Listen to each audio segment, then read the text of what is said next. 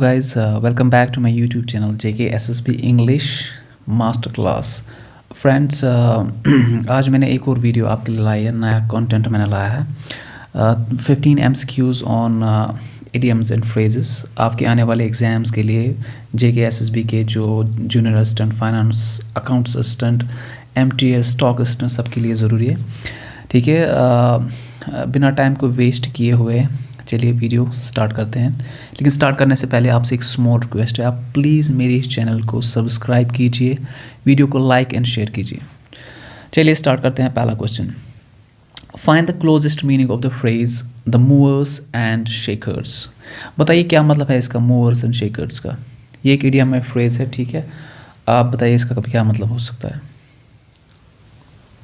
Okay, all right. जो movers and shakers है इसका मतलब है highly influential and powerful people. ये ऐसे लोग होते हैं जिनके पास काफ़ी ज़्यादा पावर होती है, ताकत होती है, पैसा होता है, ठीक है। ये कुछ भी कर सकते हैं, मतलब गवर्नमेंट को बना भी सकते हैं, बिगाड़ भी सकते हैं, किसी भी काम को बना भी सकते हैं और बिगाड़ भी सकते हैं। इसके पूरा एक सेंटेंस मैंने यहाँ पे दिया है नीचे, it is the movers and shakers of this country that will decide who will be the next PM। ठीक है, चलिए जी नेक्स्ट क्वेश्चन, क्वेश्चन नंबर 2। ये यहाँ पे क्वेश्चन नंबर 2, ठीक है। What do you mean by the idiom a chip on the shoulder. चलिए बताइए क्या मतलब हो सकता है इसका, अ चिप ऑन द शोल्डर। आपके पास 4 ऑप्शन है, A, B, C and D, ठीक है। तो मैं डायरेक्टली जो इसका सही ऑप्शन है उसी पे आ जाता हूँ। जो इसका सही आंसर है that is option number A, angry for being treated badly and unfairly. देखिए, अ चिप ऑन शोल्डर ऐसा कुछ होता है जब आपके पास्ट में आपके सब कुछ ऐसा हुआ होता है जो आपको लगता है कि नहीं होना चाहिए था। I mean you are treated badly, ठीक है, विच वॉज नॉट फेयर, जो फेयर ट्रीटमेंट नहीं होता है, ठीक है। तो उसी को कहते हैं हम अ चिप ऑन द शोल्डर। इसके ऊपर एक सेंटेंस है यहाँ पे नीचे ताकि आपको और अच्छे से समझ आ जाए। Even though he won the match he still has a chip on his shoulder about the referees early whistle. I hope आपको ये समझ आया होगा। Question number 3, I think this is very simple. Feather in one's cap, it is commonly used, एक idiom है, ठीक है। मुझे लगता है मैक्सिमम स्टूडेंट्स को ये पता होगा क्या मतलब है इसका, because it's very frequently used. A feather in cap. आपके पास 4 ऑप्शन से बताइए, A, B, C और D। एग्जैक्टली जो इसका जो सही आंसर है that is option number D, a remarkable achievement. देखिए, a feather in one's cap होता है जब when you have achieved something great, extraordinary, ठीक है। जब आप कोई चीज़, बड़ी चीज़ हासिल करते हो उसको कहते हैं a feather in one's cap. आपने पहले ही कुछ अचीव किया होता है लेकिन अभी आप और कुछ अचीव कर लेते हो, तो एडअप कर लेते हो, जो आपके पास अचीवमेंट्स है उनको एडअप कर लेते हो, ठीक है। तो उसी का मतलब होता है a feather in one's cap. Just like T20 world cup victory added a feather in the cap of Indian cricket team, ठीक है। Okay, all right. A snake in the grass, ये भी है। I think last time JKSSB exam में पूछा भी गया था, ठीक है। इसको काफ़ी बार पूछा गया, अ snake in the grass. SSC exams में भी इसको पूछा गया है। आपके पास 4 ऑप्शन है, बताइए क्या है इसका सही answer. A reliable enemy, reliable friend, hidden enemy, all of the above. जी बिल्कुल, इसका सही आंसर जो है hidden enemy. A snake in the grass होता है जो आपका एक छुपा हुआ दुश्मन होता है। हालांकि आपको लगता है वो आपका दोस्त है, बट एक्चुअली वो आपका क्या होता है, एक्चुअली वो आपका एनिमी होता है जो नहीं चाहता कि आप कामयाब हो जाओ, ठीक है। Okay, all right. इसके ऊपर सेंटेंस है, be careful who you trust, there is often a snake in the grass, ठीक है। ये जो मैंने सेंटेंसेस नीचे लाए हैं आपकी अंडरस्टैंडिंग के लिए, ताकि आपको याद रह सके। They will stick to your brain, they will stick in your mind for a long time. That's the reason that I have brought this sentence, इसलिए लिखा है सेंटेंस को, ठीक है। Question number 4 is there, 5 is there. A heavy crossed bear, what is the closest meaning a heavy crossed bear. जी बिल्कुल, heavy crossed bear का मतलब होता है ये एक बड़ी रेस्पॉन्सिबिलिटी होता है, ये एक बड़ा बोझ होता है आपके ऊपर। क्या होता है, एक बर्डन होता है, एक रेस्पॉन्सिबिलिटी होती है जो आपको लगता है कि मैं इसको नहीं कर पाऊँगा, ये मुझसे नहीं हो पाएगा, ठीक है, उसी को कहते हैं a heavy cost. It is a big responsibility, big burden on someone. His illness became a heavy cross to bear. हाँ, ऐसी कोई चीज़ जो अब आपसे बर्दाश्त नहीं हो सकती है। चलिए आगे बढ़ते हैं। Question number 6, Aqib Nabi was not given a chance to play in the ongoing IPL because the coach feels he's still wet behind the ears. What is the meaning of the idiom? इस idiom का मतलब बताइए, wet behind the ears। जी बिल्कुल, wet behind the ears का मतलब होता है inexperienced। क्या होता है? Inexperienced, जिसके पास ज़्यादा एक्सपीरियंस नहीं होती है। हालांकि उसने कोई काम किया होता है बट उतना ज़्यादा उसके पास एक्सपीरियंस नहीं होता है। एज यू नो, जो आकिब नबी है, आकिब नबी JNK के अभी इस टाइम पे फेमस एक प्लेयर है जिसको दिल्ली कैपिटल्स ने हायर किया है, ठीक है।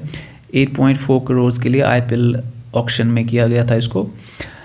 लेकिन आई डोंट थिंक, अभी मुझे पूरा नहीं पता, बट शायद अभी इसने कोई मैच नहीं खेला है। I am not sure about that, may be because अभी इसके पास उतनी T20 एक्सपीरियंस नहीं है, that's the reason.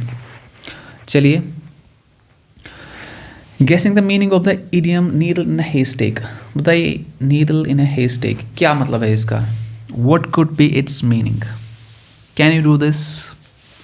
I am sure it's an easy one, you can do it easily, right? या नीडल इन अ हेस्टेक होता है something that is extremely difficult, जो बहुत ही मुश्किल होता है। It is we can't say impossible but next to impossible.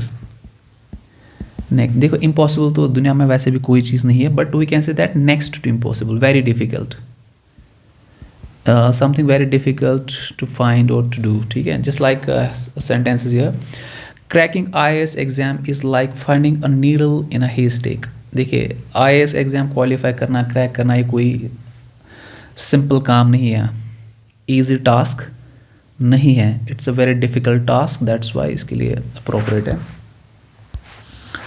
Salt of the earth, question number 8, salt of the earth, बताइए इसका क्या मतलब है? अ traitor, diligent and sharp, a lazy person, honest and reliable. Salt of the earth, इसका मतलब होता है honest, candid, trustworthy, ठीक है, straight forward he can say, ये इसका मतलब होता है। तो सिंपली इसका सही आंसर जो होता है option number D। My friend is not wealthy but he is definitely salt of the earth. Scratch the surface, बताइए क्या मतलब है scratch the surface? Scratch the surface का मतलब होता है, आई होप आपने सही आंसर इसका चूज़ किया है। Deal with something superficially, understand small part of it.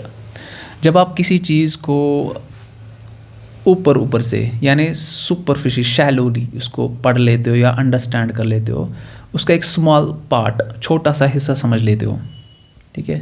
जैसे कि मुझे लगता है कि मैक्सिमम जो JK SSB के एस्पिरेंट्स है, they only scratch the surface of mathematics, क्योंकि हर एक एस्पिरेंट को मैथमेटिक्स क्या लगता है, आई मीन उनको टफ लगता है, तो मुझे लगता है कि उनके लिए सूटेबल है। I have only scratch the surface of this subject, ठीक है। आई होप आपको ये अंडरस्टैंड हुआ होगा। चलिए आगे बढ़ते हैं।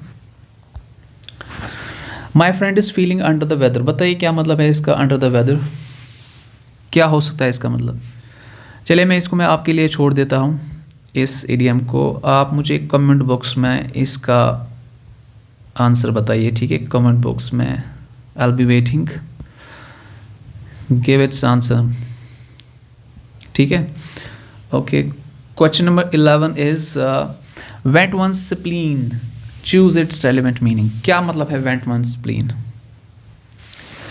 क्या A है इसका B calm and calculated, highly energetic, express anger frustration, express love and warmth, क्या है इसका मतलब?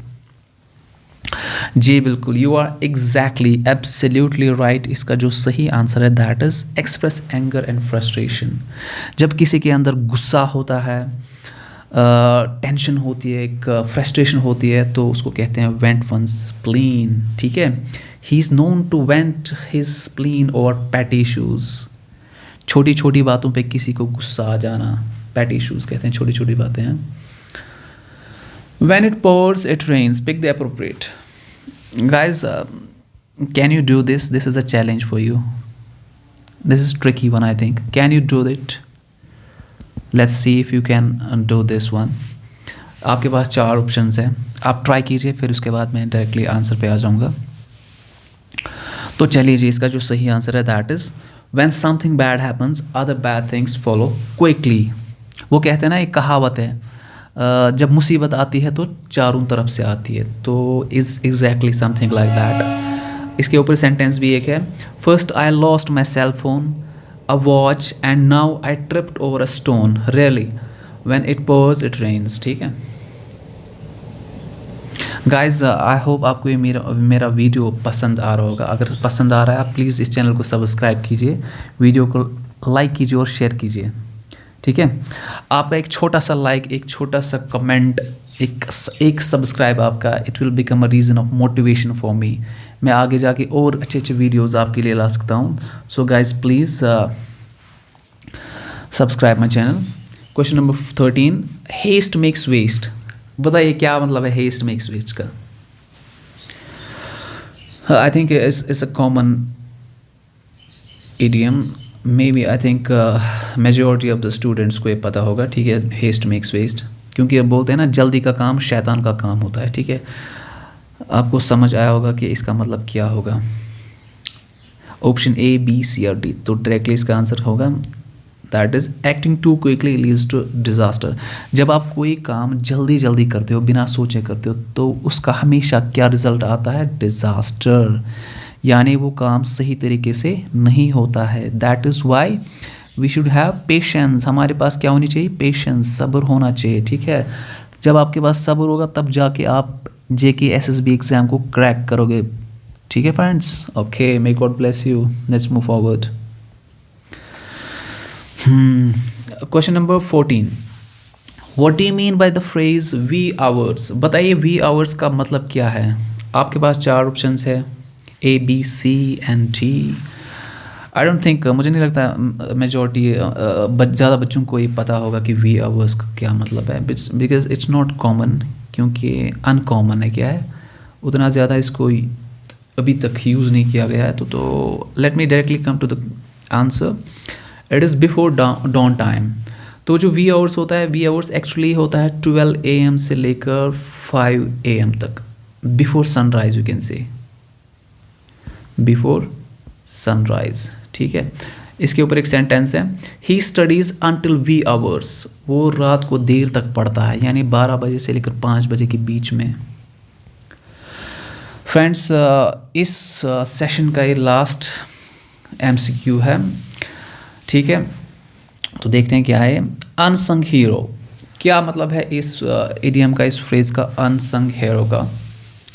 क्या ये फेमस पर्सन है, बिलियनियर है, someone who did great work, किसी ने बहुत बड़ा काम किया लेकिन उसको इनफ रिकग्निशन, हाँ उसको इनफ रिकग्निशन उसके लिए मिली.